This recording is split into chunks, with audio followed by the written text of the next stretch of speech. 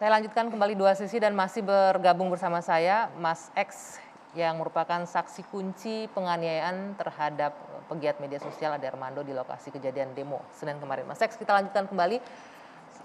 Itu tadi Anda menyebutkan sempat meminta tolong kepada pihak aparat ya. Cuman aparat menyebutkan sabar, tunggu dulu, nanti akan ada tim kami yang membantu. Itu berapa lama Mas dari Anda melapor sampai aparat akhirnya datang? Karena kalau kita saksikan potongan-potongan video yang viral beredar di masyarakat saat ini cukup panjang itu, korban Ade Armando diiring kemana-mana sampai dibawa jalan sampai di dalam lorong pejalan kaki DPR, kemudian sampai dari luar sampai masuk ke dalam cukup jauh. Ya jarak dari lokasi pengeroyokan Bang Ade itu ke pintu pejalan kaki DPR itu emang sangat jauh sih. Ya sekitar, pokoknya saya dari sana jalan lapor polisi, saya lapor lagi, saya balik lagi, ya cukup lama. Pokoknya sekitar 20 menitan lah. 20 menitan ya? Ya Bang Ade udah dipukul-pukul gitu ya, saya bingung nih harus ngapain. Oke. Saya ingin menampilkan video tayangan berikut ini. Mungkin Mr. X Anda bisa ikut membantu saya mengidentifikasi. Saya juga ingin mengajak Lutfi, bisa digunakan mic-nya Lutfi. Ini adalah video yang mungkin Anda semua pemirsa sudah menyaksikan ya beberapa hari terakhir ini. Kalau di sini awal tadi disebutkan percekcokan terjadi. Nah, saya ingin ke Lutfi. Lutfi, Baik.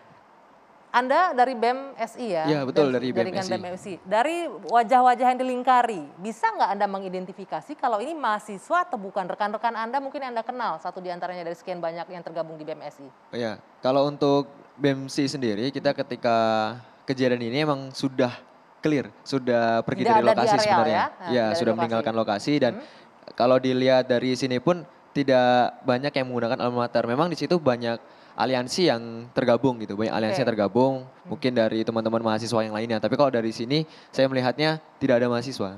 Tidak ada mahasiswa ya? Iya. Oke, di play lagi silakan. Mungkin kita lihat ini salah satu pelaku yang pertama kali melakukan pemukulan. Kemudian yang ini yang dilengkari juga tidak teridentifikasi sebagai mahasiswa ya, Anda melihatnya ya? Bukan. Selanjutnya. Kita lihat lagi. Nah, yang ini juga, ini bukan salah satu alma mater yang digunakan mahasiswa? Bukan. Bukan ya? Karena pada saat itu kan kita ada list daftar Oke. kampus yang mengikuti gitu. Oke, kita lanjutkan lagi.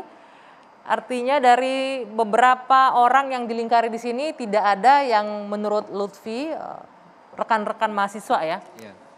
Boleh dijelaskan sedikit Lutfi, yang tergabung dalam BNSI yang turun kemarin berapa banyak?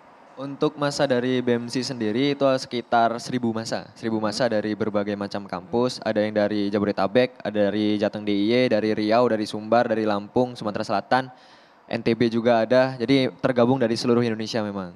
Oke. Itu khusus BEM SI tersendiri. Oke, Gitu. itu giatnya sempat terpecah di awal atau memang difokuskan hanya di DPR saja? Difokuskan emang di DPR aja. Pukul berapa rekan-rekan mahasiswa itu membubarkan diri akhirnya? Untuk membubarkan diri itu pukul 15.00 kita sudah membubarkan setelah wakil DPR itu turun dari Bersama mobil Kapolri komando ya? bersama Kapolri. Itu kita coba buat mengakomodir masa aksi itu untuk meninggalkan tempat. Karena istilahnya emang tujuan kita adalah menyampaikan sebuah kajian dan tuntutan yang kita berikan kepada wakil rakyat kita.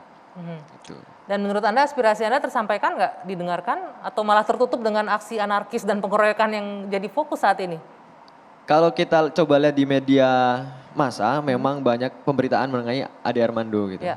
Ataupun dari teman-teman pers, wartawan dan lain-lain tuh banyak menanyakan tentang Ade Armando ketimbang masa kita gitu, ataupun aksi kita gitu. Jadi kalau dibilang kita ditutupin atau tidak, kita tidak merasa ditutupin juga karena kita coba menyampaikan, karena kita keresahan kita coba sampaikan, kita nggak ingin terlihat seperti menguasai sebuah media gitu. Yang penting emang hati nurani kita, aspirasi kita sudah tersampaikan. Oke, poinnya itu ya, aspirasi Iya. sudah disampaikan. Sebelum saya ke bapak-bapak yang ada di sini, saya kembali ke Mas X yang masih bergabung bersama kita. Ya, Ya, Mas X, tadi Anda juga sudah menyaksikan. Sekali lagi saya ingin mengonfirmasi bahwa Anda tidak mengenali mereka pelaku pemukulan dan juga Anda tidak mencermati atau melihat itu sebagai mahasiswa, rekan-rekan mahasiswa ya. Iya, benar Bang Anggi. Oke, terakhir saya ingin mengetahui apakah Anda masih berkomunikasi dengan Bung Ade Armando? Tahu nggak bagaimana kondisinya saat ini? Kondisi terbarunya? Saya belum ketemu Bang Ade, Bang Anggi. Sampai saat ini saya belum ketemu karena emang masih ini sih Masih dalam tertutup. perawatan ya? Ya dalam perawatan. Oke. Oke, Anda kan langsung ke lapangan kemarin ya, Mas X ya. Setelah melihat Iya. peristiwa yang begitu luar biasa, mungkin saya bisa menyebutkan ini pengalaman pertama Anda berhadapan dengan kondisi seperti itu? Pengalaman pertama saya sih Apa dalam yang kondisi ya temen dikeroyok gitu sih pengalaman saya sih. Heeh. Saya yakin pasti sangat kaget ya, shock. Apa yang Anda pikirkan saat itu, saat peristiwa terjadi? Campur aduk sih, campur aduk ya gimana ya cara nolonginnya, ada rasa takut juga. Pokoknya beradu di situ sih, saya bingung sekali. Emang saya ya nggak bisa diinin sih. Ada rasa takut, trauma nggak sekarang kalau misalnya harus berada di kondisi lingkungan unjuk rasa dan lain-lain? Rasa bersalah aja sih saya, kenapa nggak bisa nolongin Bang Ade aja sih.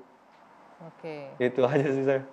Oke, baik. Sekarang saya ingin ke bapak-bapak yang ada di sini. Saya ingin ke Bung Faisal terlebih dahulu. Tadi sudah mendengarkan penjelasan mengenai kronologis ya.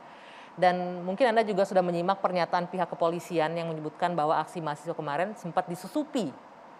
Polisi dengan jelas menyebutnya anarko. Ada statement dari Kadif Humas juga terkait hal ini. Bisa nggak Bung Faisal, Anda selaku aktivis 98 yang mungkin sudah malang melintang lah dunia aktivis dan lain-lain, bisa menjelaskan zaman Anda dulu unjuk rasa ada juga nggak sih ini term anarko ini atau sosok penyusup-penyusup? Kalau peristiwa-peristiwa kekerasan dan gerakan mahasiswa itu selalu beriringan. Karena gerakan mahasiswa itu kan satu gerakan yang istimewa, spesifik mengoreksi kekuasaan pada masalah substansi. Sehingga membuka ruang bagi semua kepentingan untuk melakukan penunggangan. Tetapi definisi penunggangan yang menghadirkan istilah penyusupan, provokasi, dan lain-lain itu harus dilihat secara objektif. Harus dilihat dari bahasa akademisi, bahasa mahasiswa.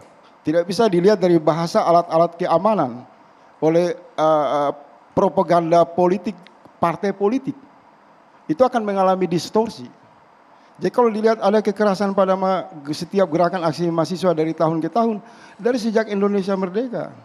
Gerakan-gerakan mahasiswa era Soekarno itu berdampingan dengan munculnya letupan-letupan kriminal, kekerasan. Zaman Orde Baru demikian, zaman reformasi kaya. Sehingga muncul di sana penggunaan istilah untuk menghardik kita pada saat itu oleh Soeharto, yaitu bahasa organisasi tanpa bentuk, setan gundul, kelompok pembuat keonaran. Tapi hebatnya Soeharto sangat menghindari penggunaan istilah-istilah akademis dalam mendistorsi atau mendefinisikan peristiwa kekerasan yang berhubungan dengan aksi-aksi mahasiswa. Nah, pada jadi menurut era Anda tidak pas istilah anarko digunakan untuk saya mau mengatakan begitu. Ketika istilah anarki diperkenalkan oleh Pak Tito tahun 2019 itu menuai ketertawaan di seluruh kelompok-kelompok kajian tentang ilmu sosiologi, ilmu filsafat, ilmu politik, ilmu negara. Dari mana seorang jenderal yang mendapat gelar profesor ini membuat sebuah kesimpulan dengan menghadirkan kata anarki? Kalau bisa saya tegaskan, istilah yang dipakai oleh Pak Tito yang diperkenalkan dan berulang-ulang kali dipakai oleh alat-alat kekuasaan negara untuk menyudutkan kelompok kritis, untuk menyudutkan mahasiswa, ini harus dibuang ke tempat sampah istilah ini. Karena penggunaannya tidak penggunaannya digunakan oleh ya, alat-alat ya kekuasaan selalu negara. kan kalau kita lihat pada tahun 2019, tahun 2020 dalam rangkaian-rangkaian demo, alat-alat negara, polisi lah, selalu dengan enteng menggunakan istilah anarki yang dialamatkan kepada satu kelompok yang terorganisir, yang masuk ke dalam gerakan-gerakan demo yang menuntut perubahan. Menurut saya istilah ini tidak relevan. Istilah yang tepat apa? Dan mungkin selain berbicara soal istilah, siapa sih ini kelompok anarkis ini, penyusup ini kalau Anda melihatnya dari kacamata sebagai mantan aktivis? Begini, kita harus punya pembanding terhadap gerakan massa. Kalau kita lihat jumlah gerakan massa yang paling besar itu kan dilakukan oleh umat Islam 212. Ada enggak penyusup? Ada enggak kekerasan? Karena di sana hadir presiden, hadir kepolisian, hadir polisi, hadir birokrat, hadir mahasiswa, seluruh umat Islam. Tidak ada kekerasan. Karena negara melakukan respon yang sangat positif dalam rangka menyalurkan suara aspirasi itu secara konstruktif. Oke, menurut Anda sekarang negara tidak merespon Sekarang dengan positif? tidak. Tidak merespon Jadi dengan positif. kita kembali ya? lagi kepada substansi masalah. Oke. Substansi masalahnya di sini, apa yang dibawa oleh mahasiswa? Sesuatu yang berbahaya bagi kekuasaan. Tuntutannya itu sangat jelas. Sehingga wajar kalau tidak merespon dengan positif. Kemudian ada kan penunggangan.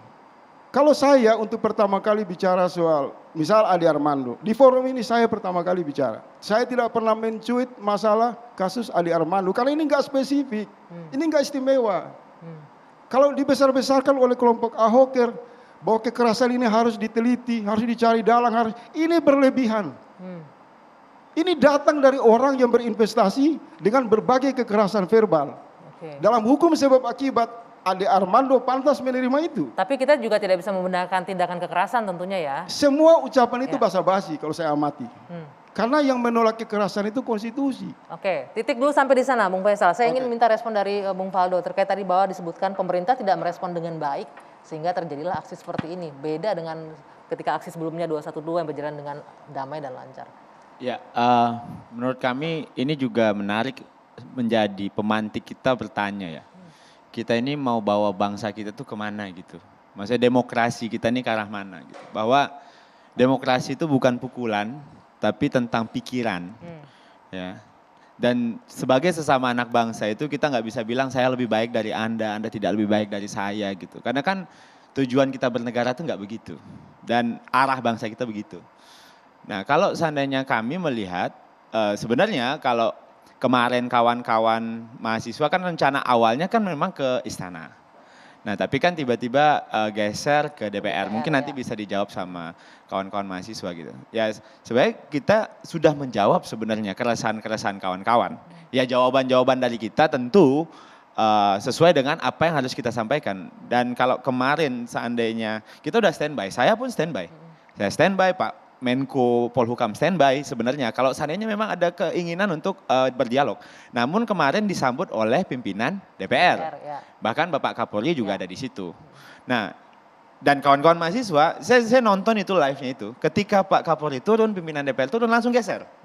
Saya sempat nanya ke teman-teman mahasiswa juga, cepat amat bro gesernya. Karena jam 2 sampai jam setengah 4. Nah tapi memang ada ini ya, ya kalau yang di lapangan pasti punya feeling. Mungkin Bang Faisal juga tahu ya. Nah tapi lagi-lagi. Feeling apa nih? Feeling bahwa seandainya ya kondisi massa itu kan teman-teman mahasiswa pasti punya border. Bordernya pasti orang-orang terpilih. Kalau yang biasa demonstrasi pasti ngerti inilah. Terus pasti ada mobil sound sebagai patokan. Saya ngeliat kemarin mobil soundnya dikejar tuh saya lihat kemarin. Saya ngeliat mungkin teman-teman mahasiswa bisa lanjutin. Tapi yang jelas apa yang terjadi kemarin adalah pelajaran buat kita bahwa kalau yang menurut kami yang kita lihat adanya ketidakadilan menggunakan kekerasan gitu. Karena kalau seandainya pengen kekerasan itu nggak di jalanan, tapi di ring tinju. Ya, itu diukur beratnya sama. Ketidakadilan karena dengan kekerasan ya. Tahan dulu sampai di sana. Dan negara, saya dalam hal ini mungkin ingin menambahkan Bang Faisal, anarko itu menurut kami soal kebebasan sebenarnya. Saya juga tidak sepakat dengan penggunaan anarko, tapi kita bisa mengatur urusan kita sesama anak bangsa ini sesama kita. Jadi kita tidak perlu ada orang-orang lain ikut campur. Bagi kami ini sebagai kekerasan yang tidak adil, kekerasan yang tidak adil dan tugas negara adalah menjamin keadilan untuk semua. Oke, baik. Nanti kita lanjutkan lagi perbincangan ini dan sekaligus saya juga ingin mengucapkan terima kasih ya untuk Mas X yang sudah bergabung sharing langsung bersama kita apa yang dialami peristiwa pada Senin kemarin. Dua sisi masih akan kami lanjutkan kembali. Terima kasih Mas X sudah bergabung bersama kami. Selamat malam. Saya kembali saja.